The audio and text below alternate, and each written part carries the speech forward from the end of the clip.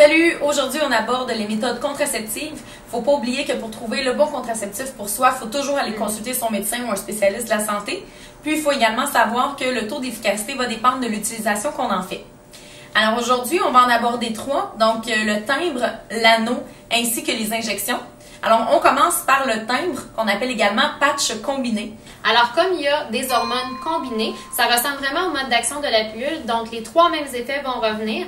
Ça va inhiber l'ovulation, ça va modifier le mucus cervical, de façon à ce que les spermatozoïdes ne pourront pas passer, et ça va aussi modifier l'endomètre pour que l'ovule ne puisse pas s'y implanter et s'y développer. Pour ce qui est de l'utilisation de la patch, c'est assez simple en fait, c'est une utilisation hebdomadaire. Donc, c'est-à-dire, au début de la première semaine, on va appliquer une patch sur le corps. Il y a certains endroits qui sont plus recommandés que d'autres, par exemple le haut du bras, l'abdomen, les fesses ou même le dos. Donc, une fois que la patch est appliquée, elle est gardée en place pendant une semaine. On la renouvelle à chaque semaine pendant 3 semaines, jusqu'à la 4e semaine où ça va être la période de menstruation, où on a les règles, et on recommence le même processus le mois suivant. Pour ce qui est des avantages, on parle d'un retour à la fertilité qui est rapide et il y a moins de risques d'oubli qu'avec la pilule, par exemple, qui est prise à chaque jour. Pourquoi? Parce que le timbre, comme on l'a dit, c'est hebdomadaire, donc c'est une fois semaine, tout simplement. Pour ce qui est des désavantages, on parle de plus de segments irréguliers pendant les 2 premiers mois. Le patch aussi peut s'abîmer ou se décoller, ou ça peut même faire à l'occasion des réactions cutanées à l'endroit où le timbre est placé. Et aussi, c'est apparent ou c'est visible dépendamment où on le place sur le corps, donc il y en a qui ça peut gêner un petit peu. Et quand est-ce qu'on commence à l'utiliser, ce timbre-là? En fait, on commence le premier jour des menstruations, qui est le jour 1 du cycle menstruel. Sinon, on peut faire la méthode Quick Start qu'on appelle, donc on peut commencer dans n'importe quel moment du cycle, mais il faut prévoir une méthode d'appoint, donc par exemple une méthode barrière comme le condom, pendant les 7 premiers jours pour être bien protégé. Il y a certains trucs importants à savoir à propos de la patch. En fait, c'est qu'il y a certains endroits où c'est pas recommandé de le porter, par exemple sur les seins. Et puis, il faut aussi savoir qu'on ne doit pas l'enlever. Donc, pour la baignade, pour la douche, on le garde en place en tout temps. Et il faut aussi toujours l'appliquer le même jour de la semaine. Donc, par exemple, le lundi à toutes les 4 semaines.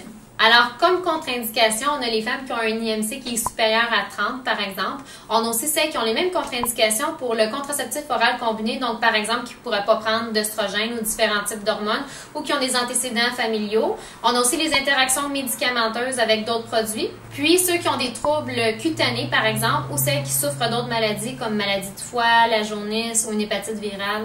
Bien important alors de toujours consulter un professionnel de la santé encore une fois. On passe maintenant à la méthode de l'anneau vaginal.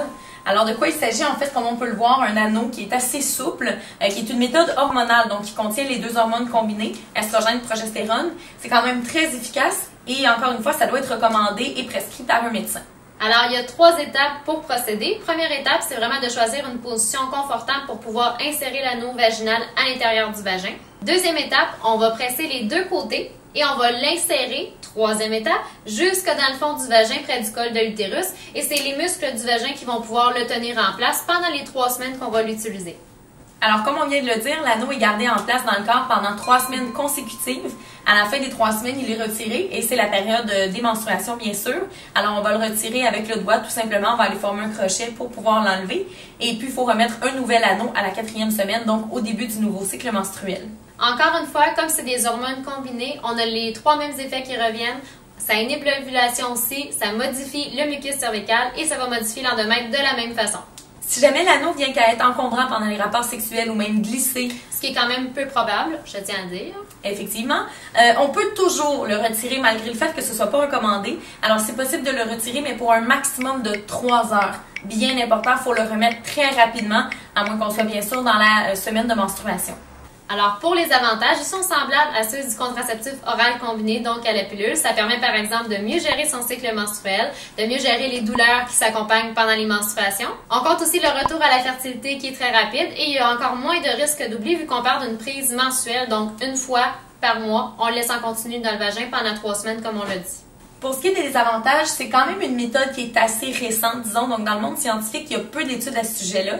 Mais quand même, ce qui est rapporté généralement, ça peut être des maux de tête, ça peut être des douleurs au sein, ça peut être des segments irréguliers dans les 2 premiers mois aussi. Ça peut occasionner des nausées, une espèce d'inconfort. Ça peut être aussi inconfortable à l'intérieur du corps et surtout, il faut pouvoir être à l'aise avec notre corps pour l'installer. Alors, pour ce qui est des contre-indications, ça ressemble encore une fois à ceux pour la pilule contraceptive ou même le TIMP. Donc, tout ce qui est interaction médicamenteuse, antécédents familiaux, conditions de santé qui ne permettraient pas l'usage des hormones combinées ou ceux qui souffrent aussi d'anomalies structurelles du vagin. On passe maintenant aux contraceptifs injectables. Donc, on en a deux types. On va parler d'abord de l'injectable mensuel. Alors, celui-ci, il s'agit d'une méthode hormonale. Donc, c'est des hormones combinées, encore une fois, estrogène, progestérone. Alors, ça procure les mêmes effets dans le corps. On arrête l'ovulation et puis il y a les trois effets qui s'en suivent.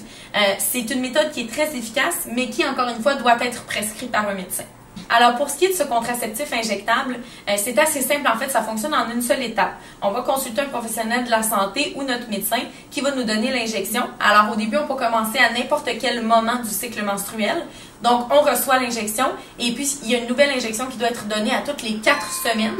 Un des avantages, par contre, c'est que si jamais il y a un oubli ou une impossibilité, puisque ça implique qu'on doit se déplacer, eh bien, l'injection peut être reçue quelques jours avant ou quelques jours après la date prévue. Un de ses avantages aussi, c'est que les règles deviennent moins abondantes et durent moins longtemps. De plus, encore une fois, il y a moins de risque d'oubli vu que c'est une prise une fois par mois et c'est confidentiel et c'est non apparent, donc c'est pas visible. Pour ce qui est des désavantages, comme on l'a dit, ça implique quand même d'aller consulter un médecin. Donc, il faut pouvoir se déplacer pour aller recevoir l'injection.